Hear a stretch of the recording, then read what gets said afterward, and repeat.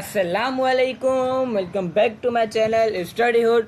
Today we are here to teach you about mathematics class 9 exercise 1.1 and the last question of exercise 1.1. Okay. So with fully introduction के साथ मैं आपको हर चीज़ पढ़ा रहा हूँ exercise 1 से लेकर क्वेश्चन 1 से लेकर हम क्वेश्चन 6 पर पहुँच चुके हैं. सही है. So here is our question number 6. Easy है. Tick the correct statements. अब टिक करना है और कुछ भी नहीं है सवाल में, टिक करना है बस. जैसे हम ट्रू फॉल्स में टिक करते हैं वैसे हमें अब यहाँ पर टिक करना है. ये देखो पार्ट नंबर 1 आपके पास हाजिर है. पार्ट नंबर 1 क्या कहता है भाई कि 5/7 is an example of irrational number. ये पूछ रहा है आपसे, बता नहीं रही, आपको पूछ रहा है कि क्या 5/7 है वो इरेशनल नंबर है, इरेशनल नंबर है या रेशनल नंबर है. हमें पता है नहीं, कैसे पता चलेगा भाई, हमें सॉल्व करना पड़ेगा. ठीक है ना. 5/7 यहीं पर ही करना पड़ेगा. 5/7 ये एक हमारे पास सवाल था. ओके. अब हम इसको और आगे सॉल्व करेंगे कि भाई कैसे सॉल्व होगा. देखो 5 हमारा अंदर रहेगा. हाँ 5 हमारा अंदर रहेगा डिवाइड में. ठीक है. ऊपर है तो इसको हम अंदर कर देंगे और 7 नीचे है तो ये बाहर आ जाएगा. ओके. तो डिवाइड करेंगे. 7 के टेबल में 5 नहीं आता. यहाँ पर हमने लगाया पॉइंट लगाकर हम नीचे 0 लगा सकते हैं. 7 के टेबल में 50 आता है जी नहीं, तो फिर उससे कम आता है. जी हाँ. क्या आता है भाई 7 7 का 49. लिखो यहाँ पर 49. ओके. नीचे क्या बचा भाई 1 बचा. नीचे आ गया हाँ हमारे पास 1. यहाँ पर आप सिर्फ पॉइंट नहीं लगाएंगे हम लोग, यहाँ पर हम लोग 0.7 लगाएंगे. ओके. अब देखो मेरे लफ्ज़ों पर, मेरी राइटिंग पर यहाँ पर बोर्ड नहीं है तो मैं यहाँ पर थोड़ा बहुत गलत हो रहा है, लेकिन इस पर कॉन्सेंट्रेट मत करो, मेरी बातों पर कॉन्सेंट्रेट करो, मेरी बातों को ध्यान से सुनो. ठीक है ना. मैं कहना क्या चाहता हूँ, आपको समझाना क्या चाहता हूँ. 1 मेरे पास नीचे आया, पॉइंट ऊपर था, मैंने एक और 0 नीचे लगा लिया. ठीक है.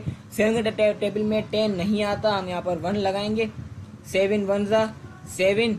यहाँ पर 10 मेरे 3 को माइनस करेंगे, सो 10 मेरे 7 को माइनस करेंगे, आंसर हमारा क्या आ जाएगा 3 आ जाएगा. फिर पॉइंट लगा हुआ है, एक और 0 लगा सकते हैं. 7 के टेबल में 30 नहीं आता तो उससे कम आता है. जी हाँ क्या आता है 7 4 28. ऐसे हम लगाते जाएंगे ये सोल्व नहीं होगा. ये देखो 3 वैल्यूज आ गई, ये और आगे सोल्व हो रहा है. ओके. टू बी कंटिन्यू, आगे डॉट्स हैं. ठीक है ना. तो जब भी मेरी बात सुन लो, जब भी आपको रेशनल फाइंड करना हो तो रेशनल फाइंड करने के लिए रेशनल हो या इरेशनल हो आपको डिवाइड करना होता है. ठीक है ना. रेशनल और इरेशनल को फाइंड करने के लिए आप सबसे पहले आपको टर्मिनेटिंग और नॉन टर्मिनेटिंग का कॉन्सेप्ट क्लियर होना चाहिए, जो कि हमने क्वेश्चन नंबर 2 में पढ़ा था. ओके. टर्मिनेटिंग वो चीज़ होती है जो आराम से इजीली डिवाइड हो जाए, और नॉन टर्मिनेटिंग वो चीज़ होती है जो डिवाइड ना हो. यानी ऐसे जो आंसर है ना, हाँ हमारे पास 0.714 and point means to be continue, इसको हम कहते हैं non terminating and non recurring. अब रिकरिंग का भी आपके पास एक कॉन्सेप्ट आएगा. इधर आ जाओ. ठीक है. पार्ट नंबर 1 आपने देखा, समझ में आया. अगर समझ में ना आया हो तो मुझे लाजमी बता देना. अब देखो अच्छा 5/7 क्या था भाई, कौन सी एग्जाम्पल थी, रेशनल की एग्जाम्पल थी या इरेशनल की एग्जाम्पल थी. Easily 5/7 is a irrational number.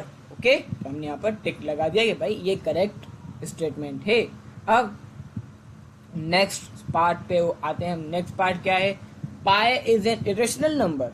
क्या पाई एक इरेशनल नंबर है.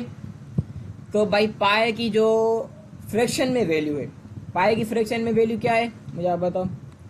इधर पाई की फ्रैक्शन में वैल्यू है 22/7 और इसकी डेसिमल में वैल्यू क्या है 3.142 and dot to be continue चलता रहेगा. ठीक है.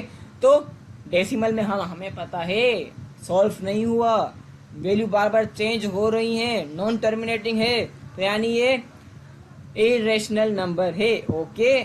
तो यहाँ पर भी हम कहेंगे हाँ भाई ये स्टेटमेंट बिल्कुल दुरुस्त है, करेक्ट है. नेक्स्ट स्टेटमेंट की तरफ चलते हैं। Here our part number 3। Part number 3 कहता है, ये तो इजी है, देखो 0.31591 and to be continue is an example of non terminating decimal fraction. क्या ये नॉन टर्मिनेटिंग है? जो ये आपके पास आंसर लिखा हुआ है, ये इन्होंने आपको अब डायरेक्ट आंसर दे दिया, ठीक है। डायरेक्ट आंसर देके क्या पूछा है कि भाई ये टर्मिनेटिंग है या नॉन टर्मिनेटिंग है। तो आपका आंसर हमेशा यही होना चाहिए कि अगर ये सॉल्व नहीं हुआ तो ये नॉन टर्मिनेटिंग है, अगर ये सॉल्व हो जाता तो ये टर्मिनेटिंग होता, ठीक है ना। और यहाँ पर अगर आंसर बार बार चेंज हो रहे हैं, आंसर में देखो 31591 चेंजिंग आ रही है, तो यानी ये एक नॉन रिकरिंग डेसिमल भी है, इरेशनल नंबर है, नॉन टर्मिनेटिंग है, नॉन रिकरिंग है और इरेशनल है, ठीक है। तो जी यस भाई, ये भी स्टेटमेंट हमारी यहाँ पर दुरुस्त है, करेक्ट है, ओके। नेक्स्ट पार्ट नंबर 4 क्या है भाई? 0.123 is an example of recurring decimal fraction. 0.123 देखो is an example of recurring. Recurring में क्या होता है? रिकरिंग पहले सुन लो, ये रिकरिंग और नॉन रिकरिंग दोनों जो टाइप्स हैं वो नॉन टर्मिनेटिंग की टाइप्स हैं, ठीक है ना। रिकरिंग और नॉन रिकरिंग हम तब पढ़ेंगे जब कोई आंसर नॉन टर्मिनेटिंग हो, यानी पूरा ना सोल्व हुआ हो, ठीक है ना। लेकिन यहाँ पर जो 0.123 है पूरा सोल्व हो चुका है, यहाँ पर डॉट आ चुका है, ठीक है, फुल स्टॉप, ओके। तो ये हमारा सोल्व हो गया, यानी ये हमारा टर्मिनेटिंग आंसर है, ठीक है। तो इसमें हम रिकरिंग हो या नॉन रिकरिंग हो तो ये स्टेटमेंट गलत है,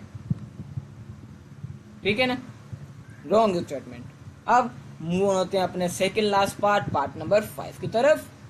ये आ गया पार्ट नंबर 5। पार्ट नंबर 5 अब देखो ये थोड़ा सा ट्रिकी है, मैंने क्या कहा, ट्रिकी है, मुश्किल नहीं, ठीक है। सुन लो, 1/3 and 2/3 are lying between 0 and 1। मैंने आपको बताया था question number I think so 4 या 3 4 में मैंने आपको बताया था कि भाई 1 और 2 के बीच में कितने नंबर्स होते हैं? There are unlimited numbers between 1 and 2। तो यहाँ पर भी तो वही सेम चीज होगी ना भाई, 0 और 1 के बीच में भी तो अनलिमिटेड होंगे। हमने तब पढ़ा था डेसिमल में, अब हम आएंगे फ्रैक्शन में। 1/3 एंड 2/3, इसको अब हम 1/3 और 2/3 को डेसिमल में चेंज करेंगे। इधर आओ, देखो क्या था, 1/3 और 2/3। नाउ वी राइट, ओके 1/3 पे लिख कर देते हैं, ठीक है। 1/3 और 3 हमारा फिर से सवाल देख लें। ये देखो 1/3 यानी 1 ऊपर है तो वो अंदर जाएगा, 3 नीचे है तो वो बाहर रहेगा, ओके। 3 बाहर आ गया हमारा और ये 1 अंदर चला गया, दैट्स सॉल्व, अंडरस्टैंड। अब 3 के टेबल में 1 तो नहीं आता, हमें पॉइंट लगाना पड़ेगा ऊपर, 0 पॉइंट, नीचे हमारा पॉइंट ऊपर लग गया तो नीचे 0 लगेगा। 3 के टेबल में 10 आता है, जी नहीं, उससे कम आता है, जी हाँ, 3 3 जा 9, 3 जा 9, ओके। नीचे क्या बचा? 1 बचा। अभी ऐसे करते करते और सोल्व होता रहेगा, लेकिन हमें सिर्फ एक आंसर चाहिए, वो क्या मिल गया हमें? 0.3। 0.3 है यानी वो 0 के बाद है ना, 0.3 तो 0 से बड़ा है, ये तो छोटा तो नहीं है ना, 0 के बाद आता है, यानी वो 0 और 1 के दरमियान में आता है। और दूसरा क्या था? 2/3, ओके। 2/3, 2 ऊपर है, 2 अंदर आएगा, 3 बाहर है, सो 3 नीचे है तो वो बाहर रहेगा, ओके। अब भाई 3 के टेबल में 2 आता है नहीं, तो फिर इसमें भी डॉट लगाएंगे और नीचे हम 0 लगाएंगे। 3 के टेबल में 20 आता है, जी नहीं, उससे कम आता है, जी हाँ, 3 6 जा 18, तो फिर लगाओ ना यार, 3 6 जा 18, ओके भाईजान, ओके ओके। आंसर इज, यहाँ पे क्या बचा हमारे पास? 0, 0.6 और 0.3। अब यहाँ पर आ जाओ, 0. इसका आंसर क्या आया हमारे पास? इसका आंसर हमारे पास आ गया 0.3 एंड इसका 0.6, यानी 0 के बाद आए 0.3 और 0.6 जो है वो 0 से बड़े हैं और 1 से छोटे हैं, तो इन दोनों के बीच में तो आ गए ना, तो ये भी स्टेटमेंट हमारी करेक्ट है। Okay, now move on to our last part, part number 6। Here our part number 6, तो थोड़ा सा ट्रिकी है ये भी। देखो क्या कहता है ये, 1/3, 1/√3 is an example of irrational number. क्या ये रेशनल नंबर है? सबसे पहले एक बात सुन लो, जब भी आपके पास कोई भी सिंबल आ जाए, जैसे सिंबल आ गया आपके पास पाई, रूट या और जो भी सिंबल आपके पास आ जाए, और अगर आपसे पूछा जाए कि भाई ये रेशनल है या इरेशनल है, तो आपका आंसर मस्ट भी ये होना चाहिए कि भाई ये इरेशनल है। जब भी आपके पास कोई फ्रैक्शन में साइन या कोई भी सिंबल आ जाएगा तो वो हमारे पास वो हमारी वैल्यू इरेशनल होगी, ना कि रेशनल। ओके, तो ये भी हमारा पार्ट नंबर 6 यहीं पर ही हुआ खत्म। इस वीडियो को यहीं पर ही करेंगे खत्म। तो मिलते हैं अपनी और किसी नई वीडियो में, तब तक के लिए अल्लाह हाफिज़ एंड थैंक फॉर वॉचिंग।